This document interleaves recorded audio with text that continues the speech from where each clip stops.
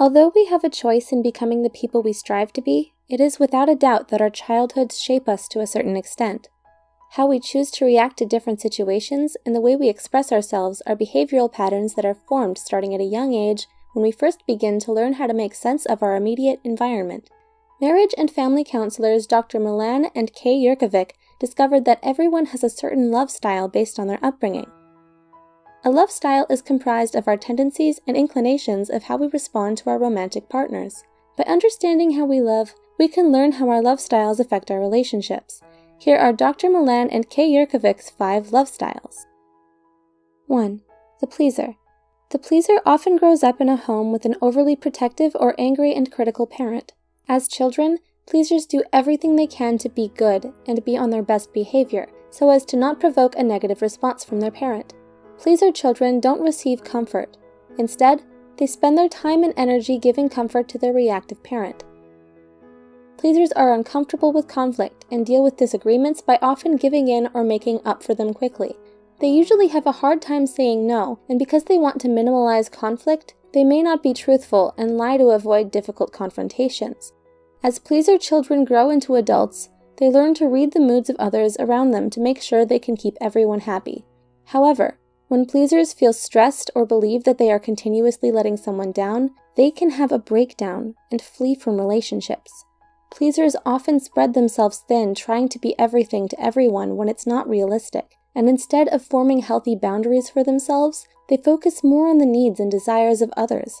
In order for pleasers to cultivate stable relationships, they have to be honest about their own feelings, rather than trying to do what is expected of them. 2. The victim. The victim often grows up in a chaotic home. Victims learn to be compliant in order to survive by putting less attention on themselves so they can stay under the radar. To deal with their angry, violent parents, victim children learn at a very young age to hide and stay quiet. Because being fully present is painful for them, victim children often build an imaginary world in their heads to cope with the dangers they face on a daily basis. Victims have low self-esteem and usually struggle with anxiety and depression.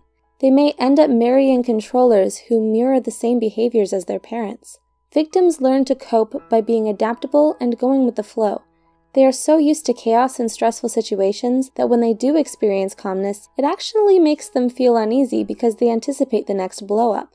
In order for victims to cultivate healthy, stable relationships, they have to learn self-love and stand up for themselves when a situation calls for it, instead of letting their partner walk all over them. 3. The controller. The controller usually grows up in a home where there wasn't a lot of protection, so they learn to toughen up and take care of themselves. They need to feel in control at all times to prevent the vulnerability they experienced in their childhood from being exposed in their adulthood. People with this love style believe that they're in control when they can avoid experiencing negative feelings of fear, humiliation, and helplessness. Controllers, however, don't associate anger as vulnerability, so they use it as a weapon to remain in power.